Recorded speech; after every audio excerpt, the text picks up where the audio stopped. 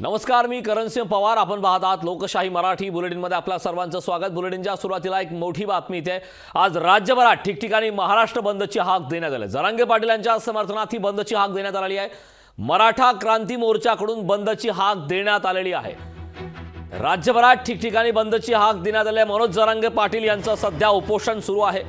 अध्यादेशाची अंमलबजावणी सरकारने करावी, विशेष अधिवेशन बोलवावं अशा मागण्यांसाठी जरांगे पाटील हे उपोषणाला बसलेले आहेत.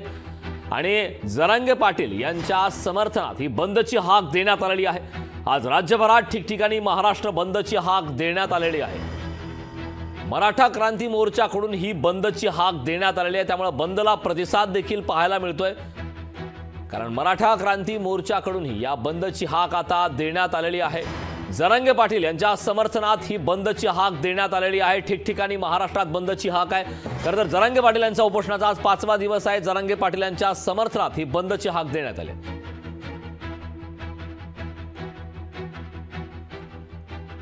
तर याच बाबतीत ताजी अपडेट देण्यासाठी आपले प्रतिनिधी सुधाकर जाधव आपल्यासोबत जोडलेले आहेत. सुधाकर, मराठा क्रांती मोर्चाकडून बंदची हाक देण्यात आलेली आहे. जरांगे पाटील यांच्या समर्थनात बंदची हाक देण्यात आली. सुधाकर, या बाबतीचे ताजी अपडेट काय? मराठा संघटनेच्या वतीने बंदची हाक देण्यात आली आहे.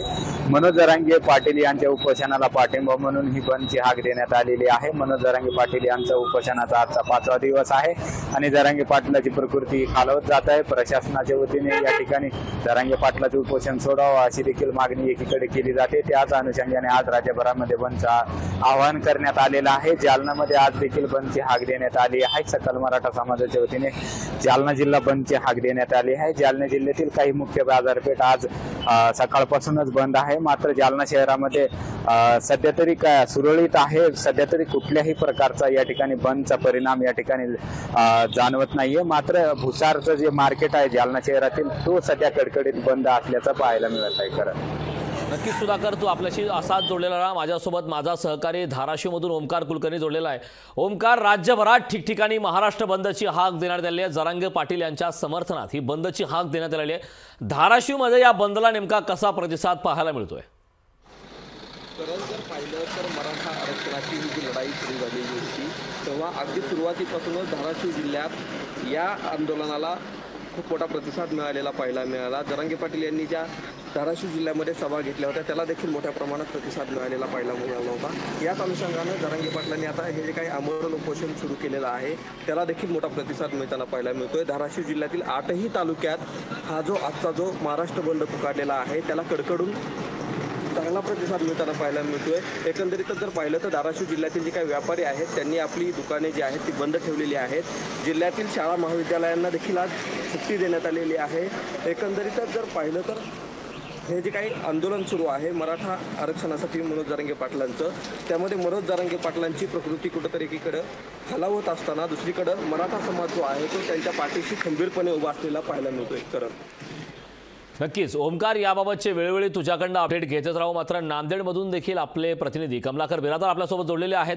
कमलाकर, जरांगे पाटील यांच्या समर्थनात खरं तर राज्यभर आज महाराष्ट्र बंदची हाक देण्यात आलेली आहे. विशेष म्हणजे मराठा क्रांती मोर्चाकडून ही बंदची हाक देण्यात आलेली आहे. नांदेडमध्ये सध्याची नेमकी परिस्थिती काय, कशा प्रकारचा या बंदला प्रतिसाद देण्यात आलाय?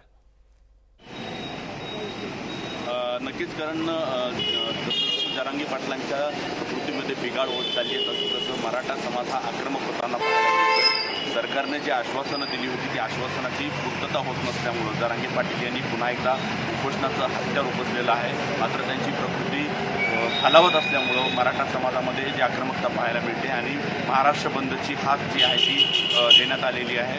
आता जर नांदेड शहरामध्ये बघितलं तर सकाळच्या सत्रामध्ये तुरळक प्रमाणामध्ये जी प्रतिष्ठाने आहे ती उघडण्यात आलेली आहेत. मात्र 10:30च्या नंतर हे पूर्ण मार्केट जे आहे ते खुलं होत असतं. 10:30च्या नंतर आपल्याला चित्र स्पष्ट पाहायला मिळेल. मात्र मराठा समाज जे आहे रस्त्यावरती उतरेल की काय ही शंका नाकारता येत नाही, कारण मागील जे रास्ता रोको आंदोलन किंवा बंदची हाक नांदेड जिल्ह्यामध्ये देण्यात आली होती त्यावेळेला मोठ्या प्रमाणामध्ये चक्काजाम करण्यात आला होता. जवळपास महामार्ग जे आहेत ते 10 ते 12 तासापर्यंत बंद ठेवण्यात आले होते. 10 किलोमीटर वाहनांच्या रांगा नांदेड जिल्ह्यामध्ये लागलेल्या होत्या रस्त्यांवरती. अशाच परिस्थिती आता 10:30-11च्या नंतर आपल्याला पाहायला मिळणार आहे. असं चित्र आता तरी सध्या या ठिकाणी पाहायला मिळतंय. नक्कीच कमलाकर, याबाबतचे अपडेट आपण पुन्हा तुमच्याकडनं घेतच राहू. मात्र तुर्तास या महत्त्वपूर्ण अशा माहितीसाठी खूप खूप धन्यवाद. ओमकार, तूही महत्त्वाची माहिती दिलास आणि सुधाकर, आपणही महत्त्वाची माहिती दिली, त्याबद्दल सर्वांचे खूप खूप धन्यवाद.